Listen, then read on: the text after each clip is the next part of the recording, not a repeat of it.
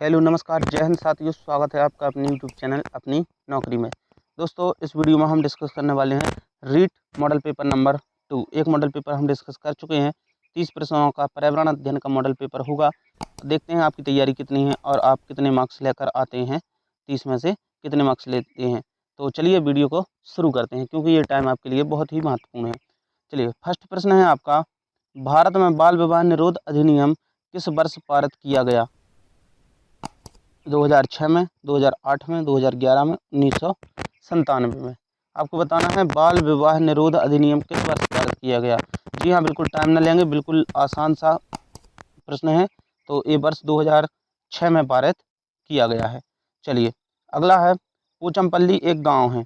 यह गांव विशेष प्रकार के कपड़े की बुनाई के लिए प्रसिद्ध है। इसे भी पोचमपल्ली कहते हैं। जो आपकी बुनाई होती है उसे भी क्या कहते हैं? पोचमपल्ली कहते हैं। यह गांव निम्नलिखित में से किसका भाग है? केरल का, कर्नाटक का, आंध्र प्रदेश का, तमिलनाडु का। तो आपको पता है एक बुनाई होती है जिसको क्या कहते हैं? पोचमपल्ली कहते हैं। पोचमपल्ली क्यों कहते हैं? क्योंकि उस जिस गांव में ये प्रसिद्ध है उस गांव का भी नाम क्या है? पोचमपल्ली है। तो ये गांव जो है आपका कहाँ का है? आंध्र प्रदेश का है। ये गांव कहाँ का है? आंध्र प्रदेश का है। चलिए बढ़ते हैं अगले प्रश्न की ओर। प्रश्न क्रमांक 3, भारत में उपभोक्ता संरक्षण अधिनियम किस वर्ष लागू किया गया? उपभोक्ता संरक्षण अधिनियम किस वर्ष लागू किया गया? 1982 में, 86 में, 88 में, 1991 में। जी हाँ, जल्दी बताइए, आपको बताना है भारत में उपभोक्ता संरक्षण अधिनियम किस वर्ष लागू किया गया। तो इसका राइट आंसर हो जाएगा 1986 में। जी हाँ, 1986 में उपभोक्ता संरक्षण अधिनियम लागू किया गया। चलिए बढ़ते हैं अगले प्रश्न की ओर। निम्नलिखित में से कौन सी राजस्थान की परंपरागत जल संरक्षण की विधि नहीं है? राजस्थान की परंपरागत जल संरक्षण की विधि नहीं है। बहुत ही बेस्ट प्रश्न मिलेंगे दोस्तों, बने रहिए आप हमारे साथ वीडियो में अंत तक। 30 के 30 प्रश्न एकदम टॉप लेवल के मिलेंगे और बहुत ही अच्छे लेवल के प्रश्न मिलेंगे। चलिए तो आपको बताना है परंपरागत जल संरक्षण की विधि नहीं है खंडीन, टाका, टोवा। तो आपको पता है कि जो नाली है, नाली से जो जल बहकर जाता है, ये परंपरागत जल संरक्षण की विधि नहीं है। चलिए बढ़ते हैं अगले प्रश्न की ओर। राजस्थान में कोटा को खालिस्तान के रूप में भी जाना जाता है। जो कोटा है राजस्थान का, उसको किसके रूप में जाना जाता है? सांस्कृतिक राजधानी, राजनीतिक पूंजी के रूप में, औद्योगिक राजधानी या लोगों की राजधानी। राजस्थान में कोटा को क्या कहा जाता है?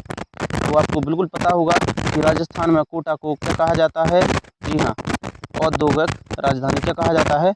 औद्योगिक राजधानी। ऑप्शन नंबर 3 इसका राइट आंसर हो जाएगा। चलिए बढ़ते हैं अगले प्रश्न की ओर। प्रश्न क्रमांक 6, किस वर्ष में राजस्थान पंचायत अधिनियम को लागू किया गया था? आपको बताना है जिसमें राजस्थान पंचायत अधिनियम लागू किया गया। 1953 में, 1935 में, 1963 में, 1936 में। तो आपको पता है राजस्थान जो पंचायत अधिनियम है वो लागू किया गया था 1953 में। कब लागू किया गया था? 1953 में। चलिए बढ़ते हैं अगले प्रश्न की ओर और ये है, राज्यसभा कब भंग होती है? राज्यसभा कब भंग होती है? 6 साल बाद, 5 साल बाद, संकट काल में या कभी नहीं? तो इसका राइट आंसर हो जाएगा ऑप्शन नंबर 4, कभी नहीं। राज्यसभा कब भंग होती है? कभी नहीं। चलिए बढ़ते हैं अगले प्रश्न की ओर। प्रश्न क्रमांक हो जाएगा आपका 8, हिजरी सन का पहला महीना कौन सा है? मुहर्रम, साबान, रमजान, रबी उल अव्वल। आपको बताना है हिजरी सन का पहला महीना कौन सा है। जी हाँ, तो इसका राइट आंसर हो जाएगा ऑप्शन नंबर 1, मुहर्रम। हिजरी सन का पहला महीना कौन सा है? मुहर्रम है। चलिए बढ़ते हैं प्रश्न क्रमांक 9 की ओर। ताराभात की ओढ़नी, ताराभात की ओढ़नी राजस्थान की किन स्त्रियों की लोकप्रिय वेशभूषा है? राजपूत स्त्रियों की, गुर्जर स्त्रियों की, आदिवासी स्त्रियों की या जाट स्त्रियों की? तो इसका राइट आंसर हो जाएगा ऑप्शन नंबर 3, आदिवासी स्त्रियों की ताराभात की ओढ़नी स्त्रियों की लोकप्रिय वेशभूषा है। बढ़ते हैं अगले प्रश्न की ओर। प्रश्न क्रमांक 10 की ओर। पर्यावरण चेतना जैसी आधुनिक शब्दावली का महत्व बहुत पहले किस संत ने जान लिया था? जो पर्यावरण चेतना जैसी आधुनिक शब्दावली है कि पर्यावरण के बारे में जागरूकता फैलाना है, इसको बहुत पहले किस संत ने जान लिया था? पीपाजी, जम्बोजी, लालदास जी ने या दादू दयाल जी ने? तो पर्यावरण चेतना का जो महत्व है ये बहुत पहले जो संत थे उन्होंने जान लिया था, उनका नाम था जाम्बोजी। क्या नाम था? जाम्बोजी। चलिए बढ़ते हैं अगले प्रश्न की ओर। प्रश्न क्रमांक 11 है, काठ का रैन बसेरा महल राजस्थान के किस जिले में है? बीकानेर में, उदयपुर में, जोधपुर में या झालावाड़ में?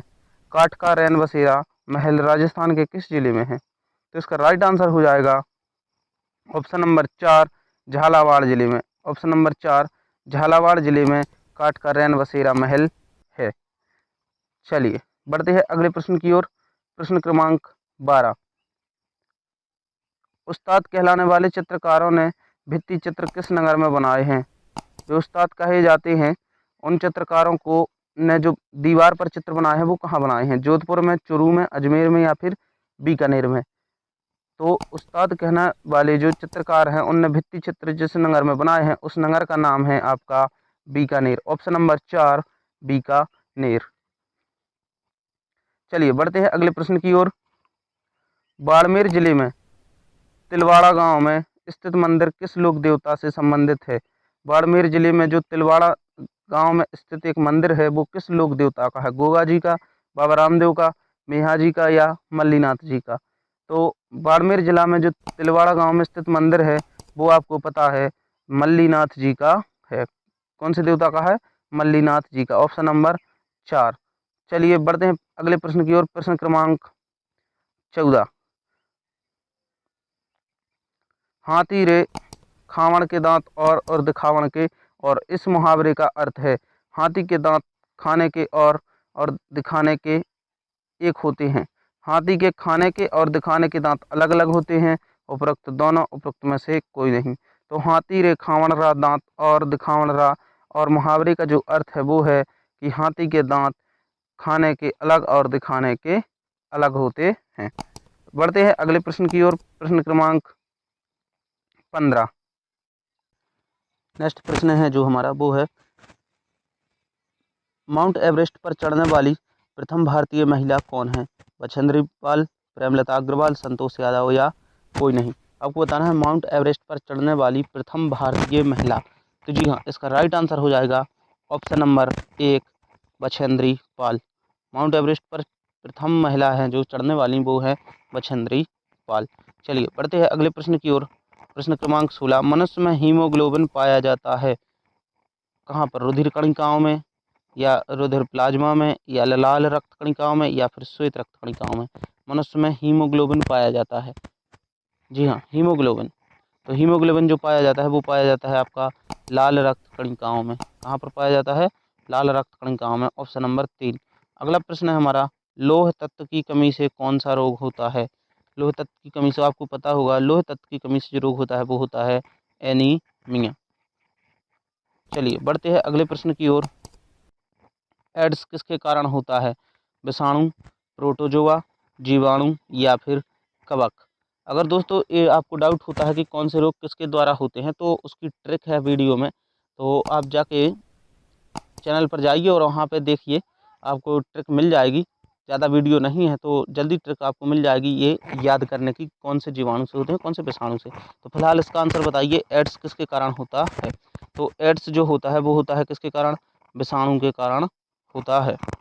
चलिए उसका नाम क्या है एड्स के विषाणु का? जी हाँ, एड्स के विषाणु का नाम क्या है? तो HIV, human immuno virus. HIV, human immuno virus. और एड्स का अगर फुल फॉर्म पूछा जाए तो क्या रहेगा? एड्स का पूरा नाम है acquired immuno deficiency syndrome, AIDS, acquired immuno deficiency syndrome. चलिए बढ़ते हैं अगले प्रश्न की ओर। प्रश्न क्रमांक 19, प्रयोगशाला विधि द्वारा छात्रों का अध्ययन किया जाता है निर्देशक के रूप में, पथ प्रदर्शक के रूप में, निर्देशक एवं पथ प्रदर्शक के रूप में? उपरोक्त में से कोई नहीं। जो प्रयोगशाला विधि है इसके द्वारा छात्रों को अध्ययन किया जाता है कैसे में? निर्देशक में कि पथ प्रदर्शक में कि निर्देशक एवं पथ प्रदर्शक में? तो इसका राइट आंसर हो जाएगा ऑप्शन नंबर 2, पथ प्रदर्शक के रूप में। चलिए बढ़ते हैं अगले प्रश्न की ओर। प्रश्न क्रमांक 20, पर्यावरण के जैविक घटकों का विस्तृत अध्ययन किस विषय में करते हैं? तो यहाँ पर चौथा ऑप्शन हो जाएगा इनमें से कोई नहीं, जो कि नीचे है, इनमें से कोई नहीं। तो पर्यावरण के जैविक घटकों का विस्तृत अध्ययन किस विषय में किया जाता है? तो भौतिकी में तो अजैविक का किया जाता है, तो भूगोल में आपके पृथ्वी ब्रह्मांड का अध्ययन किया जाता है। तो यहाँ पर इसका जो राइट आंसर है वो हो जाएगा ऑप्शन नंबर 3, जीव विज्ञान। जैविक घटकों का अध्ययन किसके अंतर्गत किया जाता है? जीव विज्ञान के अंतर्गत किया जाता है। बढ़ते हैं अगले प्रश्न की ओर। प्रश्न क्रमांक 21, निम्नलिखित में से कौन सा पक्षी कैक्टस यानी पौधे के कांटों के बीच, जो कैक्टस होता है आप जानते होंगे जिसे, और कांटों के बीच अपना घोंसला बनाता है? जो कैक्टस के कांटे हैं उनके बीच कौन सा पक्षी अपना घोंसला बनाता है, आपको बताना है। दोस्तों, घोंसले और पक्षियों का एक स्पेशल वीडियो आपका पड़ा हुआ है चैनल पर, जाकर देख लीजिए, कभी गलत नहीं होंगे। तो फिलहाल यहाँ पर बताइए कौन है वो पक्षी? शक्करखुरा है, बया है, कलचड़ी है या पाख्ता है? तो जी हाँ, हमने उस वीडियो में भी जैसे बताया था। तो इसका राइट आंसर क्या होने वाला है? चलिए बताइए आप लोग क्या होने वाला है। जी हाँ, इसका राइट आंसर है ऑप्शन नंबर 4, पाख्ता। क्या? पाख्ता। वो पक्षी कौन सा है जो अपना घोंसला कांटों के बीच बनाता है? वो कौन सा है? पाख्ता। Option number 4। चलिए बढ़ते हैं अगले प्रश्न की ओर। परियोजना के निर्माण में किसकी भूमिका मार्गदर्शक, सहयोगी तथा दोस्त के समान होती है? परियोजना का जो निर्माण कर रहे हैं उसमें जो किसकी भूमिका है, जो मार्गदर्शक, सहयोगी तथा दोस्त के रूप में होती है? तो परियोजना बनाता है जो, और उसमें मार्गदर्शन और सहायता करता है, वो कौन करता है? शिक्षक। परियोजना की जो भूमिका में मार्गदर्शक और सहयोग का काम कौन करता है? शिक्षक करता है। तो यहाँ पर शिक्षक राइट आंसर हो जाएगा। बढ़ते हैं अगले प्रश्न की ओर। प्रश्न क्रमांक 23, शिक्षण की उस विधि को क्या कहते हैं जिसमें सामान्य से विशिष्ट अथवा सामान्य नियम से विशिष्ट उदाहरण की ओर बढ़ा जाता है? सामान्य नियम से, तो आपको पता है नियम से उदाहरण की ओर, नियम से उदाहरण की ओर कौन सी विधि में जाते हैं? निगमन विधि में। तो बिल्कुल राइट आंसर हो जाएगा आपका निगमन विधि, ऑप्शन नंबर 1। चलिए बढ़ते हैं अगले प्रश्न की ओर। पाचन तंत्र में सुधार लाने वाला सर्वोत्तम आसन कौन सा है? जो पाचन तंत्र में सर्वोत्तम सुधार लाता हो? वज्रासन, विश्रामासन, ताड़ासन या फिर भद्रासन? जी हाँ, बताइए पाचन तंत्र में सुधार लाने वाला सर्वोत्तम आसन कौन सा है? इसका राइट आंसर हो जाएगा, पाचन तंत्र में सर्वाधिक सुधार लाने वाला जो आसन है वो है आपका वज्रासन, ऑप्शन नंबर 1, वज्रासन। चलिए बढ़ते हैं अगले प्रश्न की ओर। प्रश्न क्रमांक 25, भारत में कठपुतली प्ले सर्वाधिक किस राज्य में लोकप्रिय है? तो बिल्कुल आसान सा प्रश्न है, जल्दी से कर दीजिए। कौन सा राज्य बताइए? राजस्थान, मध्य प्रदेश, गुजरात या फिर झारखंड? जी हाँ, जल्दी से बताइए। तो इसका राइट आंसर हो जाएगा, भारत में जो कठपुतली प्ले के लिए लोकप्रिय है वो कौन सा राज्य है? राजस्थान राज्य लोकप्रिय है। चलिए बढ़ते हैं अगले प्रश्न की ओर। प्रोजेक्ट टाइगर की शुरुआत कब हुई? वर्ष 1973 में, वर्ष 1975 में, वर्ष 1970 में, वर्ष 1993 में? आपको बताना है प्रोजेक्ट टाइगर की शुरुआत कब हुई। बड़ा ही आसान प्रश्न है, इसका राइट आंसर हो जाएगा ऑप्शन नंबर 1, 1973 में। चलिए अगले प्रश्न की ओर बढ़ते हैं। राष्ट्रीय धरोहर स्थल के संवर्धन के लिए, राष्ट्रीय धरोहर स्थल के संवर्धन के लिए संस्कृति मंत्रालय ने किस फंड की शुरुआत की? चलिए बताइए किस फंड की शुरुआत की संस्कृति मंत्रालय ने? काय के लिए? राष्ट्रीय धरोहर स्थल संवर्धन के लिए। नेशनल कल्चरल फंड, धरोहर फंड, स्मारक फंड या फिर उपरोक्त में से कोई नहीं? तो इसका राइट आंसर हो जाएगा, जो राष्ट्रीय धरोहर स्थल के संवर्धन के लिए संस्कृति मंत्रालय ने फंड की घोषणा की थी या शुरुआत की थी, उसका नाम था नेशनल कल्चरल फंड। चलिए बढ़ते हैं अगले प्रश्न की ओर। प्रश्न क्रमांक 28, बास्केटबॉल खेल की शुरुआत किस देश से हुई? बास्केटबॉल खेल की जो शुरुआत है वो किस देश से हुई? इंग्लैंड से, अमेरिका से, कनाडा से या फिर फ्रांस से? जी हाँ, जल्दी बताइए बास्केटबॉल की शुरुआत किस देश से हुई? तो इसका राइट आंसर हो जाएगा, जो बास्केटबॉल खेल की शुरुआत हुई है वो हुई है कहाँ से? अमेरिका से। कहाँ से शुरू हुई है? अमेरिका से। ऑप्शन नंबर 2 इसका राइट आंसर हो जाएगा, ऑप्शन नंबर 2। बास्केटबॉल की जो शुरुआत हुई है वो कहाँ से हुई है? अमेरिका से। चलिए बढ़ते हैं अगले प्रश्न की ओर। मनुष्य के पेट में आमाशय रस की प्रगति होती है और वह भोजन के पाचन में सहायता करता है।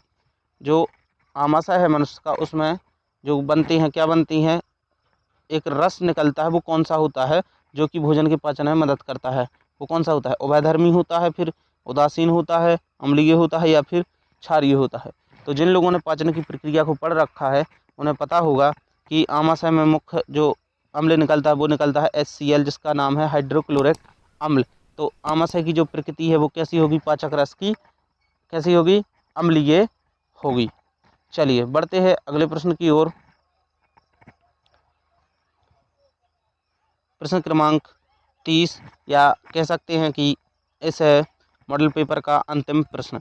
नीचे दिए गए खाद्य पदार्थों के किस समूह में लौह तत्व प्रचुर मात्रा में पाया जाता है। लौह तत्व प्रचुर मात्रा में पाया जाता हो उस समूह को बताना है आपको। आंवला, पालक, गुड़, आंवला, पालक, आलू, आंवला, पालक, टमाटर, आंवला, आलू, टमाटर, बंद गोभी, भिंडी, गुड़। तो यहाँ पर हम देखेंगे जो बंद गोभी, भिंडी और गुड़ लोह तत्व के लिए तो यहाँ पर इनकी बात ही नहीं होती। या आंवला हो सकता है, लेकिन यहाँ पे आलू कार्बोहाइड्रेट है और टमाटर में एसिड है या विटामिन सी है, तो यहाँ पर इसकी भी बात नहीं होती है। इसके बाद आंवला हो सकता है, पालक हो सकता है, लेकिन आलू कार्बोहाइड्रेट का अच्छा स्रोत है। तो यहाँ पर राइट आंसर हो जाएगा आंवला, पालक, गुड़, जिसमें लोह तत्व की प्रचुर मात्रा पाई जाती है। तो दोस्तों ये रहे मॉडल पेपर नंबर 2, रीट के मॉडल पेपर नंबर 2 के क्वेश्चन। तो वीडियो कैसा लगा कमेंट करके ज़रूर बताएं, और मिलते हैं आपसे अगले मॉडल पेपर के साथ और धांसू प्रश्नों के साथ। अगले प्रश्न से पेडागोजी के प्रश्न भी सम्मिलित करने की कोशिश करेंगे। तो वीडियो कैसा लगा, उम्मीद करते हैं आपको पसंद आया होगा। तो वीडियो को लाइक करें और चैनल को दोस्तों के साथ शेयर करें और आप भी सब्सक्राइब करें। मिलते हैं अगले वीडियो में। जय हिंद, जय भारत।